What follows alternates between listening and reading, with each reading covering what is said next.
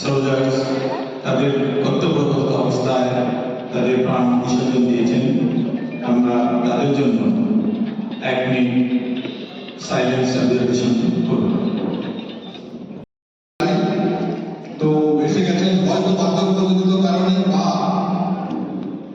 Weather চেঞ্জে কিছু শরীর খারাপ হয়েছে হয়তো, তাই সকালে হয়তো ওখানে উপস্থিত হতে পারেননি। যাই হোক, তাদেরকেও আমার আন্তরিক ও প্রীতি শুভেচ্ছা রইল। সকলে ভালো থাকবেন।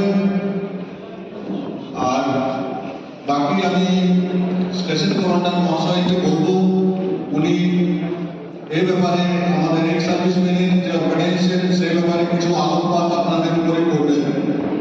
Thank you.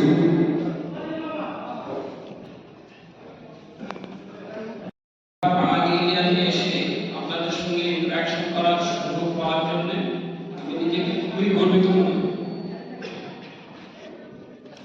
আমি এখানে 3টে ছোট বিষয়ের উপরে আপনাদের ধ্যান আকর্ষণ করতে চাইছি। সবাই বাঙালি, যেভাবে অনুষ্ঠানটা সূচনা করা হলো, এই যে আমার দেশের মাটি গানটা কি, এটা এক অভূতপূর্ব। আপনাদের যদি চিন্তা ভাবনাটা এইরকম হয় এবং এই চিন্তা ভাবনাটাকে আপনারা যদি সারা জীবন যতদিন বেঁচে আছেন এই চিন্তা ভাবনার সঙ্গে যদি আপনারা কাজ করতে পারেন, তাহলে এটা মানে একটা অকল্পনীয় এবং অভূতপূর্ব একটা মেন্টালিটি, মানসিকতা। এটা সত্যি ভাবতে আপনারা চোখে জল আসছে না, আমার গায়ে কাঁটা দিচ্ছে। তো আমি আপনাদের অনুরোধ করবো যে এই মেন্টালিটিটা আপনারা সবসময় বজায় রাখবেন, শুধু অনুষ্ঠানের দিনে বা যখন এরকম কোনো ফাংশন হয় সেই সময়ের জন্য আমাদেরকে এই মানসিকতাটা সবসময় বজায় রাখতে হবে। জীবনের প্রতি ক্ষেত্রে সকাল থেকে সন্ধ্যে পর্যন্ত, সকালবেলা ঘুম থেকে ওঠার পরে এই মানসিকতা নিয়ে যদি আমরা কাজ শুরু করি, তাহলে আমরা সমাজের জন্য, নিজের জন্য এবং দেশের জন্য অনেক কিছুই করতে পারি। এবং আপনারা শুধু এই সার্ভিস নয়, আপনারা আপনাদের আত্মবলিদান দিয়েছেন, যার জন্য দেশ আজকের এখানটায় দাঁড়িয়ে আছে। এটা আপনাদের স্যাক্রিফাইস, আপনাদের আত্মবলিদানের একটা জ্বলন্ত অনুষ্ঠান। এই আত্মবলিদানকে সাথে করে দেশ আগে বাড়ছে এবং আগামী আর কিছু বছর পরে আমাদের দেশ একটা স্বনির্ভর কান্ট্রি, ডেভেলপ কান্ট্রি হিসাবে পরিচিত হবে। তো আমার যা মনে হয়, এক্স সার্ভিসম্যানটাকে রিটায়ারমেন্ট, আমরা ভাবি যে রিটায়ারমেন্ট হয়ে গেছে মানে আমার কোনো কাজ নেই, আমার সব কিছু শেষ হয়ে গেছে, এবারে জাস্ট খেয়ে দিয়ে টাইম পাস করতে। আমাদের সবাইকে এই মেন্টালিটি থেকে বেরিয়ে আসতে হবে, কারণ আমরা সবাই একটা ডিসিপ্লিন সোলজার। একজন আর্মি থেকে আমরা সব দিকে, সব বিষয়ে অনেক এগিয়ে। কেন আমাদের যে 20 বছর 25 বছর যে ফৌজের ট্রেনিং, এটা আমাদের সাথে ছাড়ে না, যতদিন আমরা এই পৃথিবী ছেড়ে চলে যাচ্ছি। তো আপনারা যদি এই ট্রেনিং মাইন্ডসেটটাকে এবং এই মেন্টালিটিটাকে কাজে লাগিয়ে কিছু করেন, তাহলে দেশের, সমাজের সবার ভালো হয়। এটাতে যাওয়ার আগে আমি সব থেকে প্রথমে আপনাদের হেলথ নিয়ে কথা বলতে চাই। কালকে আমি একজন রিটায়ার্ড কর্নেলের সাথে দেখা করলাম, স্যারের সঙ্গে। ওনার বয়স 75 বছর, আর এই তো ওনার পা ভেঙে গেছে, উনি খুবই কষ্টে আছেন, চলাফেরা করতে পারেন, একদিন মানুষ। ওই জন্য হেলথ হচ্ছে সব থেকে বড় সম্পদ। আমার কাছে কোটি টাকা ব্যাংক ব্যালেন্স না থাকতে পারে, কিন্তু আপনার যদি হেলথ ভালো থাকে, আপনার ম্যাডামের বাচ্চা সবার যদি হেলথ ভালো থাকে, তাহলে আপনার কাছে কোটি টাকার কোনো ভ্যালু নেই। তাহলে হেলথ ইজ ওয়েলথ। ওই জন্য আপনাদের সবাইকে সবসময় চেষ্টা করবেন যাতে আপনারা আপনাদের হেলথটাকে ধরে রাখতে পারেন। তার জন্য রেগুলার এক্সারসাইজ, ওয়াকিং, ডায়েট কন্ট্রোলটা খুব ইম্পর্টেন্ট। কেন বেঙ্গলের মানুষ আমরা খাওয়া দাওয়া পছন্দ করি, পার্টিকুলারলি ফ্রাইড চিজ, এগুলো বিরত থাকতে হবে। আপনারা চেষ্টা করুন হেলদি ডায়েট। বাকি এই এরিয়াটা না বেশি খুব শহর না খুব গ্রাম, এখানে পলিউশন অনেক কম, শাকসবজি অনেকটা ফ্রেশ, বাকিতে খাওয়ার জিনিসপত্র এগুলো আপনি থাকতে পারে। কেননা ডায়েট এবং লাইফস্টাইল হচ্ছে আমরা ম্যাক্সিমাম ডিজিজ ইনক্লুডিং ক্যান্সার, আমরা বলি যে ক্যান্সার ম্যাক্সিমাম ক্যান্সার কি জেনেটিক, বাট অনেক ক্যান্সার আছে যেগুলো আমাদের স্মোকিং থেকে আমাদের কি হচ্ছে, লাং ক্যান্সার হচ্ছে। আপনার যা বেশি ননভেজ, যদি ননভেজ বেশি খাওয়া হয় তাহলে কি হয়, जो इंटेस्टाइन है, जो आंत है, इंटेस्टाइन है, जो विभिन्न पाकस्थली और स्मॉल इंटेस्टाइन, लार्ज इंटेस्टाइन এগুলো ক্যান্সার হয়। তো খাওয়া দাওয়াটা খুবই ইম্পর্টেন্ট। আর যেহেতু আমাদের সবার বয়স হচ্ছে, তো আমাদের এই খাওয়া দাওয়ার প্রতি খুব সজাগ থাকতে হবে এবং যে আমাদের বাচ্চা ইয়াঙ্গার জেনারেশন ওদেরকেও এটা শেখাতে হবে। কেননা আমরা বাঙালিরা প্রচুরই ননভেজ অ্যাজ ওয়েল অ্যাজ ভাজা জিনিসপত্র, এটা আপনারা একটু ধ্যান রাখবেন। এটা আপনাদের সবার কাছে আমার একটা অনুরোধ, আপনারাও ধ্যান রাখবেন এবং ইয়াঙ্গার জেনারেশনকে পাস করবেন। এখানে একটা ছোট এক্সাম্পল দিতে চাই।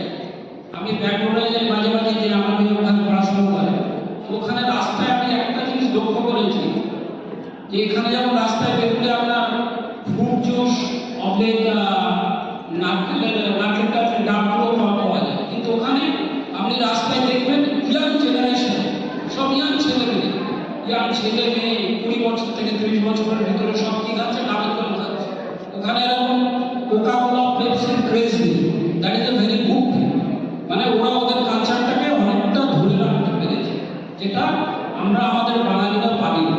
আমরা আমাদের নিজেদের কালচারটাকে ভুলে গিয়ে এই সমস্ত ওয়েস্টার্ন কালচার ভালো, এটা খারাপ কিছু নেই, কিন্তু এই খানপানের এইগুলো যদি আমরা একটু মেনটেন করতে পারি, কেন এই जो नॉर्मल जो बेवरेजेस हैं लाइक कोल्ड ड्रिंक्स, पेप्सी, এতে কোনো ফুড ভ্যালু নেই, এগুলো জাস্ট সাপ। এবং যেহেতু আমি মেডিকেল ইউনিটে ছিল, তো আমি নিজেও তার উপরে একটা স্পেশাল ইনফরমেশন ডিসকাশন করেছিলাম যে এনাদের এখানে একটা ক্যাম্প সেন্টার পাওয়া যায়, এখানে আপনি টাকা আছে, চুলি আছে, ক্যান্টিন, কোনো প্রবলেম নেই, আপনি এখানে একটা সেন্টার করুন। তো অ্যাডাম কমান্ডার আমাকে বললেন যে স্যার অ্যাকচুয়ালি এখানে থেকে ব্যারাকপুরটা কাছে, প্রায় 40 মিনিট লাগে, আর এখন কল্যাণ এক্সপ্রেস হয়ে গেছে, আরও বেশি কম সময়ে পৌঁছানো যায়। তো ওটা তো ঠিক, কিন্তু এমার্জেন্সি হলে বেচারা সব মোবাইল ওখানে যেতে অনেক দূর। তুমি বললেন যে স্যার অ্যাকচুয়ালি যে আমাদের eastern command plus Bengal sub area এরাও হ্যান্ডেল করতে পারছে না, ফলে স্যার আমাদের যে নদিয়া মানে মালদহ এখানে দুটো I think type C CSC centre আছে, তো ওদেরকেই আমরা ঠিকভাবে ম্যানেজ করতে পারছি না, ওই জন্য ওরা বেশি ইন্টারেস্টেড নয় যে আর একটা নতুন এখানটায় করবে। তো আমি আশা করবো ওই ওখানে পিরিয়ড অফ টাইম যখন মানুষের এক্সারসাইজের সংখ্যা আরও বাড়বে, কারণ আমি আশেপাশে ঘুরি, তো আমি জানি যে জমিতে নিয়ে রেখেছে এমনি খাবারের জায়গায় আছে ওই ইউনিটে, তো আমার কাছে এই খবরগুলো আছে। তো আমি আশা করি আরও 10 বছরের ভিতরে এখানে এক্সারসাইজের সংখ্যা অনেক বেড়ে যাবে। যখন এক্সারসাইজের সংখ্যা বেড়ে যাবে তখন আপনাদের একটা ওয়ার্কফোর্স তৈরি করে প্রেশার দিয়ে এখানে একটা সেই সেন্টার হওয়া উচিত, যেটা হলে আপনাদের সবার খুব সুবিধা হবে। একটা ডেন্টাল থাকবে, বাকি ডাক্তার থাকবে, মেডিসিন থাকবে। তো এটা আপনারাও চেষ্টা করবেন আপনাদের অর্গানাইজেশনের তরফ থেকে প্রেশার ক্রিয়েট করার, যাতে আপনাদের ভবিষ্যতে, কেন আরো 10 বছর পরে আপনাদের বয়স আরো বেড়ে যাবে, তখন আপনাদের কর্মক্ষমতা, চরণশক্তি আরো কমে যাবে, তাহলে আপনাদের সুবিধা হবে। এটার সাথে আপনাদের সবাইকে পুনরায় ধন্যবাদ জানাচ্ছি এবং আমি আশা করব যে আপনারা প্রতি বছর এরকম সফলতার সঙ্গে এরকম অনুষ্ঠান আরো চালু করতে থাকবেন। once again ধন্যবাদ। আমাদের স্টেশন কমান্ডার সাহেব একটা খুব ভালো উদ্যোগ নিয়েছেন, সেই উদ্যোগটার জন্য উনি কিছু বলবেন, যার জন্য ওনাকে আমি হ্যান্ড ওভার করছি মাইকে। Thank you sir. অ্যাকচুয়ালি ভুলে গেছি, আমি একটু emotional, that is my problem. তো আমার দুটো পয়েন্ট আমি বলতে ভুলে গেছিলাম। একটা স্যার একটু মাঝখানে বলেছিলেন যে একটু ধর্মকর্ম করা উচিত, এটা উনি একদম ঠিক বলেছেন। স্পিরিচুয়ালিটি ইজ ভেরি ইম্পর্টেন্ট, কেননা আমরা আমাদের 50 বছর বয়স হয়ে গেছে, we have enjoyed the life, we have seen enough things, প্রচুর খাওয়া দাওয়া করেছি। আমি একটা ছোট পার্সোনাল এক্সাম্পল দিতে চাই। আমি হচ্ছে হার্ডকোর ননভেজ ফ্যামিলির মানুষ। সেখানটায় আমরা সকাল থেকে সন্ধ্যে পর্যন্ত মাছ হলেই চলে টাইপের, কিন্তু ইদানিং আমি লাস্ট 5 ইয়ার্সের উপরে আমি ভেজিটেরিয়ান বলে গেছি। প্লাস এটাই আমি আপনাদের বলতে চাইছি যে বয়সের সঙ্গে সঙ্গে আমাদেরকে নিজেদেরকে চেঞ্জ করা খুব দরকার। সিমিলারলি আমি টেকনিক্যাল ক্ষেত্রে গত 2 বছরের উপরে আমি only breakfast and lunch, no dinner. তো বয়সের সঙ্গে সঙ্গে আমাদেরকে এগুলো একটু চেঞ্জ করা দরকার। প্লাস ম্যাটেরিয়াল জগৎ থেকে আমাদের পুরো শান্তি পাবেন না। আমি খেয়ে দিয়ে খাওয়ার পরে মনে হলো আজকে খাসির মাংস খেলাম না, এটা ঠিক জমলো না, কালকে ইলিশ খেতে হবে, আজকে গুড়ের রসগোল্লা খেলাম, এটা ঠিক জমলো না, ক্ষীরের রসগোল্লা খেতাম। তার মানে আমাদের যে ডিমান্ড রূপী যে শয়তান, ওর কোনো লিমিট নেই, ইট ইজ লিমিটলেস। আমাদের যে লালচি বলে, যে অন্তরের যে ইচ্ছার কোনো লিমিট নেই। তো বয়সের সঙ্গে সঙ্গে আমরা যদি আমাদের এই যে ইচ্ছা, এই যে লালচি পন, এটাকে একটু কন্ট্রোল করে নিজের খান পান, সিমিলারলি আমরা ধর্মকরণ করতে চাই। আমরা হিন্দুরা হচ্ছে সব থেকে বেশি অধর্মী। আমরা দিনে একটা ভগবানকে ইয়াদ করি না করি সেটাই মানে চিন্তার ব্যাপার। তো ওই জন্য আমাদেরকে একটু বয়সের সঙ্গে সঙ্গে ধর্মকর্ম যদি আমরা দিকে একটু ধ্যান দিই, যদি একটু স্পিরিচুয়ালিটির দিকে যাই, তাহলে আমরা physical, mental, emotional health improvement হবে এবং আপনি আরো ভালো লাইফস্টাইল করতে পারবেন। আর আপনারা তো নাকি এখানে অনেক লোকেরই গলায় দেখি তুলসীর মালা, ইভেন এখানেও আমি 2-1 দেখেছি গলায় তুলসীর মালা। তো মানে এটা হচ্ছে চৈতন্য মহাপ্রভুর জায়গা। এখান থেকে মায়াপুর, এখানে সব কত বড় বড় লোক, এবং বঙ্কিমচন্দ্র শরৎ চ্যাটার্জি, আপনারা বৈষ্ণব ভক্ত সাধক রামপ্রসাদ, এখানেও কিছু বৈষ্ণব বড় বড় সাধকের জন্মস্থান।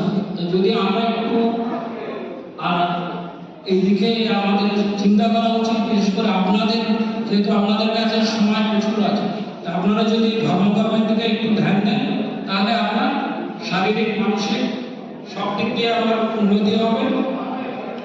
প্লাস যেটা আমি বলতে চাইছি যে সব জায়গায় এক্সারসাইজের ভ্যালু হচ্ছে, ইভেন আজকে রামগড়ে একটা বিশাল লেভেলে এক্সারসাইজের ভ্যালু হচ্ছে। তো স্টেশনে আমি অ্যাডাম কমান্ডারকে বললাম যে সব জায়গায় হচ্ছে, তোমরা কিছু করছো না, মানে স্যার আপনি শুরু করুন। তো আমি অলরেডি প্রপোজাল দিয়েছি এবং মার্চ ফার্স্ট উইকে আমরা একটা মেগা এক্সারসাইজের র্যালি করবো ক্যান্টে, যেখানটায় আপনাদের মেডিকেলের অনেক কিছু স্ক্রিনিং রাখবো, যেমন মনে করুন ইনস্ট্যান্ট ব্লাড সুগার চেক, আমরা ডেন্টাল চেক আপ, দেন আপনার যদি কেউ বলেন বা কারো যদি আমরা মেডিকেলে বুঝতে পারি এক্সামিন করে যে না অ্যানিমিয়া লাগছে, তারপরে পুরো ওয়ার্কআউট করা হবে ব্লাডে, বা কারো ডায়াবেটিস লাগছে, ওনার পুরো ওয়ার্কআউট করে ইনভেস্টিগেশন করে আমরা তুরন্তই বলে দেবো যে আপনার সুগার আছে বা সুগার নেই। সিমিলারলি মা বোনদের জন্য, যারা বয়স্ক মহিলা, ওনাদের জন্য আমরা গাইনোকোলজিস্ট অবলিক ফিমেল ইমিউনিস্ট অপশন নিয়ে ওনাদের ব্রেস্ট এক্সামিনেশন অবলিক সার্ভাইকাল প্যাপিসমিয়া এটাও করানোর প্ল্যান করব। মানে এক্সট্রা মেডিকেল ক্যাম্পে আমরা কম করে 5 থেকে 7টা ইম্পর্টেন্ট চেক আপ করে দেবো। প্লাস তার সঙ্গে আপনাদের একটা আইটির ব্যবস্থা করা হবে। তো এটা আমরা তাড়াতাড়ি ডেটটা ফিক্স করে আপনাদের জানাবো, আপনার সাথে জানিয়ে দেবো। সেই হিসাবে আপনারা সবাই এটা সানডেতে করলে, যেমন আজকে আপনারা সানডে করেছেন, বুঝতে পারছি সানডেতে করলে আপনাদের সুবিধা হয়। তাহলে কোনো একটা ছুটির দিনে আমরা করবো, যাতে আপনারা সপরিবারে এসে এর ফায়দা উঠাতে পারেন।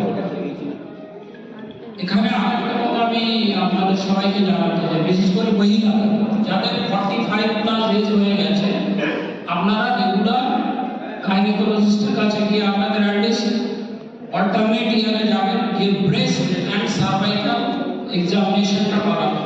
এটা খুব জরুরি, কেননা এতে আপনার early detection of breast cancer and cervical cancer যদি আমরা করতে পারি তাহলে তার মরণ হবে না। কেননা আমরা এটা আমাদের ইউনিয়ন মহিলারা আমরা এ ব্যাপারে লাজুক থাকি, আমরা এটা বলতে চাই না বা এটাকে আমরা ঢিলে ঢালা করি যে এটা কিছু একটা হচ্ছে হালকা ব্যথা ঠিক হয়ে যাবে। এগুলো খুবই ডেঞ্জারাস। আর এখন খুব ভালো মেডিসিন এসছে, এখন ব্রেস্ট ক্যান্সার সার্ভাইকাল ক্যান্সার যদি টাইমে ধরা পড়ে কারোর মরণ হবে না, তারপরে সে another 20-30 years বাঁচতে পারে।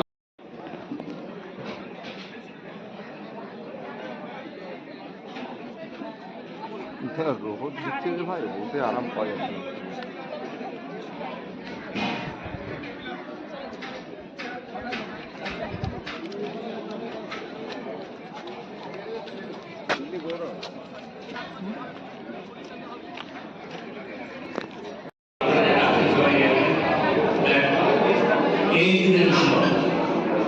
আপনি মানসিকভাবে যদি সুস্থ থাকেন, ফিজিক্যালি সুস্থ থাকেন, তাহলে এই ডাক্তার না। আমি আজকে নিজে 80 বছরের পার করেছি এবং গর্বিত যে আমি এখন আমি গেল আজকাল রিসিভ হিসেবে আমার কোনো রকম মেডিকেল দরকার হয়নি। দুটো জিনিস, রেগুলার এক্সারসাইজ এবং ডায়েট করবো, এই দুটো জিনিস করুন। ধন্যবাদ সাহেব, আমাদের সাথে এইভাবেই প্রত্যেক বছর আমাদের সবাইকে ইনকারেজ করতে থাকুক, এটাই ভগবানের কাছে প্রার্থনা করি। এবারে আমি ডাকবো সুভদ্রা নদীর অরুণ কুমার ঘোষ।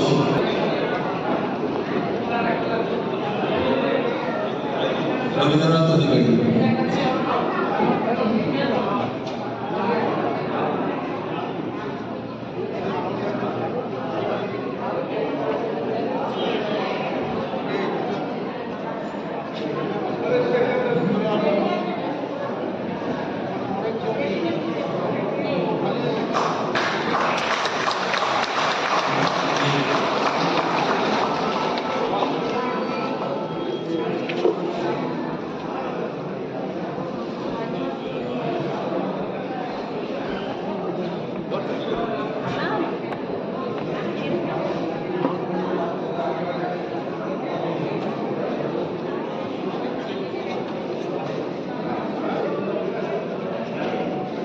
নায়ক শান্তি সুদূর শর্মা।